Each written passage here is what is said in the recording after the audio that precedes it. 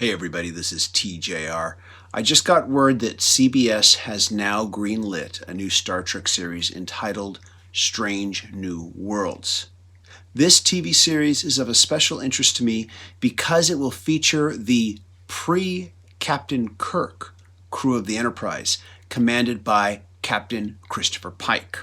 Now, for those of you who may be uninitiated, the main characters of Star Trek Strange New Worlds were all originally introduced in the original unaired TV pilot for Star Trek, the original series, entitled The Cage. This original pilot did not feature Captain Kirk, and the main characters were played by Jeffrey Hunter as Captain Pike, Leonard Nimoy as Mr. Spock, and Majel Barrett as Number One, the first officer. Now, scenes from this original pilot were later repurposed in the two-part original series episode, The Menagerie. And the original unaired pilot has been available on Netflix for some time now. Now, a while back, both myself and my sister did an in-depth YouTube discussion video about this original pilot. And I commented on the fact that I love this original version of the show, even though there's only one episode in existence. And I have always dreamed of seeing that earlier crew's adventures explored in a TV series. Now, I should add that stories about the Christopher Pike-led Enterprise crew have been published in both novelizations and in comic books, and they are some of my favorite Star Trek stories. So yes, I'm very excited to find out that a TV series will be in production that will explore this original crew. Now, at this point, you might be saying to yourself, wait a minute, TJ, weren't you the guy who did that Don't Subscribe to CBS All Access video? And the answer is yes, I was, and I still am. Back when I did that video, I accused CBS All Access of exploiting the Star Trek fan base to prop up what I felt was a pretty much useless streaming service whose only offering of any real value was the new Star Trek Discovery series show, which wouldn't have been so bad had Star Trek Discovery actually been a great show. But the truth is, it wasn't even a good show, and I gave up on it after just 3 episodes. There was more detail to it than that, and if you want to, you can go back and watch those original videos, as I did one, the initial video, and then the follow-up. But getting back to this video, what I thought was even worse was that CBS, the network, had the audacity to state that Star Trek Discovery was set in the original Prime universe of the original TV shows and movies, and not the J.J. Abrams movieverse, when clearly it wasn't. And I thought that this was insulting to the fan base, not because it wasn't part of the original Trek continuity, but because they thought we'd be too dumb to tell the difference. To be honest, I could have had a lot more respect for Discovery if the network had just simply called it a reimagining or an alternate version of Trek. I probably still wouldn't have liked it, but I would not have found its existence insulting. Now, at this point, a necessary sidestep is in order.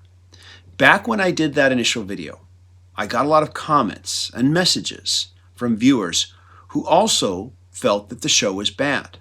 However, their reasons were different from mine. I thought the show was bad because it was badly written.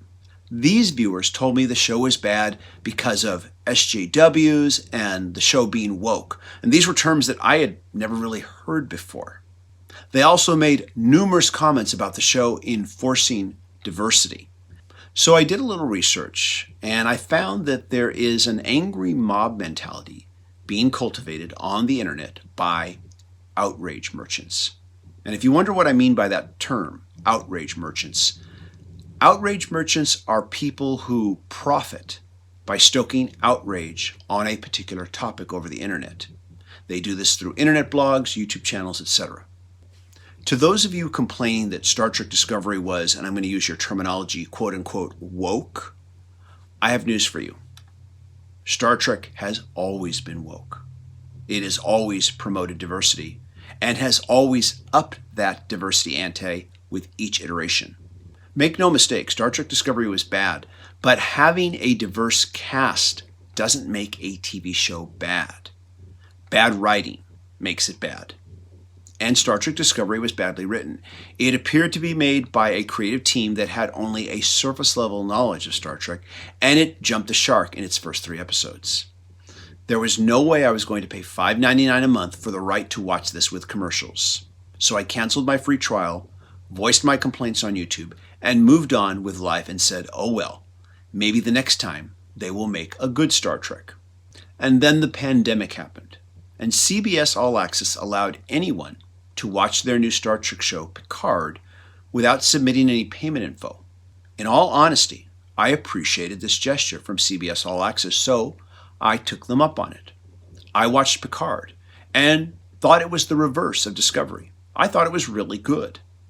I know that some fans hated the fact that the Federation was portrayed as being corrupt in this particular series, but honestly, the values of humanity that Star Trek has always portrayed mean nothing if they aren't seriously challenged from time to time within the context of the show. And I can't think of a better way to challenge them than from within. Star Trek The Next Generation did this from time to time as well, and it always made for good drama. As a way of showing my appreciation for making this show available for free during a pandemic, and for making what I thought was a really good show, I let CBS All Access charge me for 1 month beyond that initial 30 days that they gave us for free. Then I canceled my subscription since I still think that the service has very little else to offer outside of its new Twilight Zone series, which I have heard is pretty good but have not watched yet. Now, do I have reservations about Strange New World? Well, a little bit. I have, of course, read that Strange New Worlds is a spin-off of Star Trek Discovery, and apparently this particular iteration of the pre-Kirk era crew was featured in Season 2 of Discovery, which I never saw. But also, it would appear that the fans that stayed with Discovery referred to it as one of the best things about the show. So that speaks well. It's also good to see CBS listening to the fans on this one. And just because Star Trek Discovery was bad doesn't mean that Star Trek Strange New Worlds will be too. And hopefully, this new show's creative team can just ignore most of Discovery. I should also add that in the decades that I have been reading comics, I have seen really bad comic book runs turn into really good ones by simply having a different creative team take control. And oftentimes they can take some of the not very good aspects of that series and turn them into something really good. It just takes a little bit of creative ingenuity. So I don't see why that can't be done with Strange New Worlds. So will I resubscribe? Yes, but I will wait until the show is available. Right now it's just a gleam in CBS Media's eye, and until this pandemic is over, there isn't going to be too much they can do as far as producing the show. In the meantime, it's always been a dream of mine to see more adventures of Captain Christopher Pike and his crew. So I'm keeping my fingers crossed for this one. So anyways, those are my thoughts on this. What are yours? Please leave a comment. Just remember to be respectful. It's okay to disagree. Just be respectful. Everybody, thank you so much for watching, and I hope you all stay safe and healthy. Take care. Bye-bye.